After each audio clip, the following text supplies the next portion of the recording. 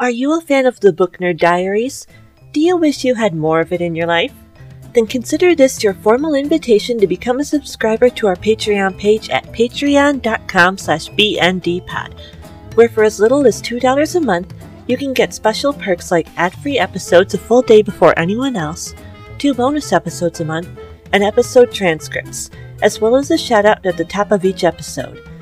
Our independently created programming depends largely on the contributions of kind listeners like you to keep going, as we currently receive hardly any funding from outside sponsors, so if you'd have the financial means to do so, your monthly contribution can enable us to keep growing and bringing you new content for a long time to come.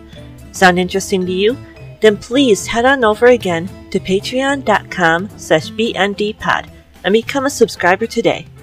See you there, book nerds! Page 12, December 4th, 2020. Hello everyone, and welcome to the Book Nerd Diaries, the bite-sized bi-weekly audio journeys of a bookworm through an endless to-read list.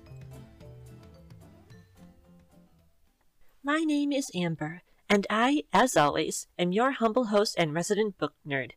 Whether you are just joining us for the first time with this, our dozenth episode, or you are a returning listener, I'm extremely happy you're here, and I really do hope you enjoy your stay.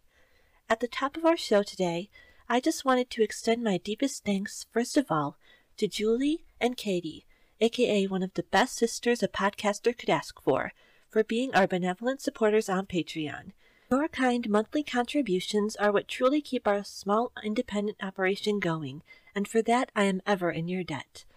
Also, thank you so much to everyone who has supported this podcast by sharing our posts on social media, telling fellow book and podcast lovers about us, or going to our page on Apple Podcasts and leaving us a 5-star rating and review. For example, I was deeply touched by this lovely review by amazing listener Bridgelle, who wrote, "The host has great taste in books, and her recommendations are stellar. This show is quiet and soothing, like talking about books in the library with a friend. It's delightful." Your words really mean the world, and every bit of support helps beyond words. Now, with all of the gratitude in our hearts for you, our incredible listeners, what do you say? Let's get our book nerd on. Mythology. According to a search on dictionary.com, the very first definition listed underneath that word reads, "A body of myths, as that of a particular people or that relating to a particular person." But to countless cultures throughout the ages, mythology is anything but. Nearly every continent on the planet has its own rich, deep-rooted traditions of gods, heroes, and monsters who guided and even walked among humans to help build the very foundations of the world we live in today. Each one as tangibly real as you or I are. The Tower of Nero, the final installment of the 5-part Trials of Apollo saga by beloved author Rick Riordan, continues that proud tradition by updating the legend of one of Greek mythology's most iconic figures for a whole new modern audience, making sure that the legends are passed on for many more years to come. In the Tower of Nero, we follow our divine protagonist, the Greek god of the sun and prophecy, Apollo, who has been banished to earth for his vanity by his father, Zeus, and placed in the very mortal, acne-riddled form of human teenager Lester Papadopoulos. To earn back his godly powers and his place on Mount Olympus, he must defeat one final enemy, the resurrected form of the ancient Roman Emperor Nero, who is gathering the world's oracles in order to control the very path of destiny itself. To do so, he must breach Nero's skyscraper stronghold alongside his companion Meg and destroy the artifacts that sustain Nero's life without being killed themselves. Just a normal day at the office, right? To be perfectly honest with you, I chose to cover this book for you because it is one of the titles that I have looked forward to reading most in recent years.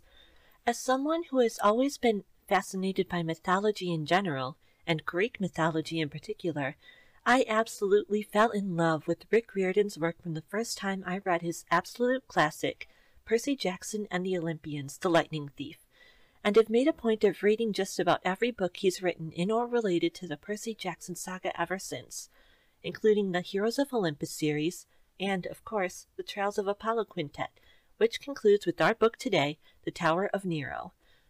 When I look for new books to read, I typically look for new titles that I had never heard of before, in order to keep things fresh.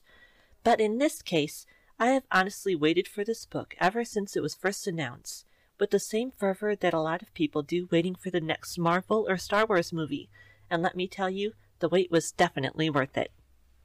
I don't wish to give away any major spoilers for this book, in case anybody out there would like to read it for themselves somewhere down the line, and so I would like to lightly go into some of the aspects of this book that I enjoyed the most, in a segment that I like to call the highlight reel. In no particular order, my highlights for the Tower of Nero are: Number 1. Scope.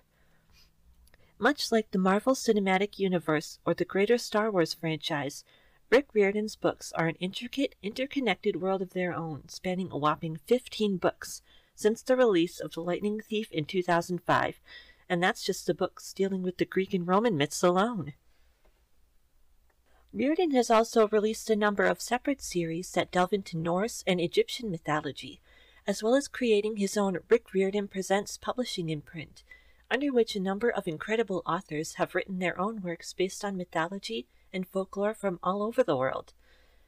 I'm not sure if the Tower of Nero marks the last we will see of the characters we have gotten to know over the last 15 years, and I really hope it's not, but it's definitely felt like a accumulation of everything that has been so lovingly built up to over the entire body of work, and I think it was done in an absolutely lovely and fulfilling way, which I really loved. Highlight number 2, Apollo. In most of Rick Riordan's work, we mainly follow the children of gods as they are sent out on missions by their divine parents. But in the Trials of Apollo saga, it's one of the gods themselves, Apollo, who has to save the world and prove his own worth. Instead of being like many other protagonists who come from humble beginnings and earn their power as the story goes on, Apollo goes from someone who quite literally has all the power in the world at the beginning, wanting for nothing as he sits atop his throne on Mount Olympus, to a normal human teenage boy who has to navigate the complexities of the world he had formerly only ever seen from a comfortable distance. What's more, he slowly starts to appreciate humanity on a level he never had as he gains friends along the way, and is forced to face the cruelty he and his fellow gods' treatment of their own children. In the end, not only does Apollo have to complete his mission and overcome the limitations of being human and essentially powerless, but also rethink his own views of the world and his own place in it, which makes for a very compelling hero's journey indeed. Highlight number 3, Mythology. What I love about Rick Riordan's work is that it presents the famous figures of legend in a way that is completely modern and approachable for everyone who may not be familiar with them. For instance, I'd never heard of gods such as Nyx or Iris, or creatures such as Empusa, until I started reading these books, and I probably wouldn't know half of what I do about Greek mythology in general if the Percy Jackson saga hadn't inspired me to learn more. What's more, the whole saga is set in the modern day, which creates an incredibly charming juxtaposition of ancient immortal gods listening to pop music and eating junk food that makes it a ton of fun. In the end, I would definitely recommend this book and all of Rick Riordan's work to anybody who, like me, who loves mythology and is looking for something to read that is absolutely engaging from start to finish, all of the best summer popcorn blockbuster movies. If you haven't had a chance to dive into the franchise yet, I would be absolutely remiss not to suggest starting out with the book that started it all, Percy Jackson and the Olympians, The Lightning Thief, and going forward from there through the Heroes of Olympus and Trials of Apollo sagas. If you want to completely get all of the references and context of everything that is happening in the Tower of Nero. Though you can probably get a vague idea of what is happening if you start with the first book of the Trials of Apollo saga, The Hidden Oracle. I would also check out the wonderful retelling of the Odyssey, Circe, by Madeline Miller, and the absolutely delightful supergiant video game, Hades. In Rick Riordan and Madeline Miller's works particularly, they are largely classified as YA new adult fare. There is a fair amount of violence and death throughout, but nothing I believe that would make anybody overly squeamish, which is probably why they are so incredibly popular and worth checking out. It's our main discussion for today, dear listeners, but please don't go anywhere just yet. We've still got more show coming your way after this quick break.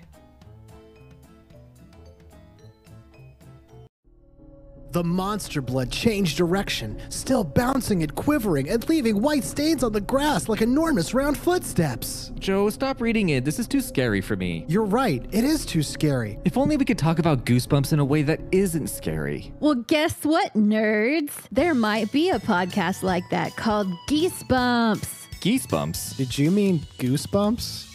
Maybe. Geesebumps is a comedy podcast based on the works of R.L. Stine, hosted by me, Danielle, PhD. And me, JoJo, PhD. And me, Jeff, regular person. Featuring goofs, funny voices, and the occasional critical thought. Geesebumps! Available on Podbean and everywhere else podcasts can be found.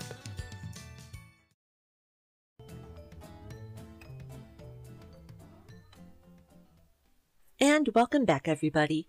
We hope you have your drinks and snacks all ready for the rest of our show. Now that we're on the other side of our break, let's move forward to that ultra nerdy part of our show, the Trivia Corner, where I give you a trivia question related to today's book. Since we are diving into Greek mythology today, our question for you is about our not-so-humble protagonist of the Tower of Nero himself, Apollo. Your question is, what is Apollo's alternate name in Roman mythology? Is it A, Jupiter, B, Pluto, or C, he doesn't have one? Your answer is C, he doesn't have one. Most of the Greek pantheon of gods has their own equivalent name in Roman lore. For instance, Jupiter is the Roman name for Zeus, and Pluto is the Roman name for Hades. But according to the Greek Mythology Wiki, Apollo, oddly, is the only one who doesn't have one. I guess as they say, if it's broke, don't fix it, right?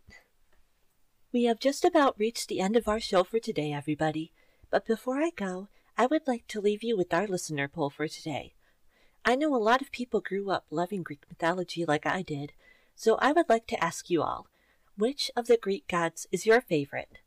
I'll be posting the poll up on both our Twitter and Facebook feeds, so please keep an eye out for it, and we hope you'll cast your vote, and I'll read the results on our next main feed episode.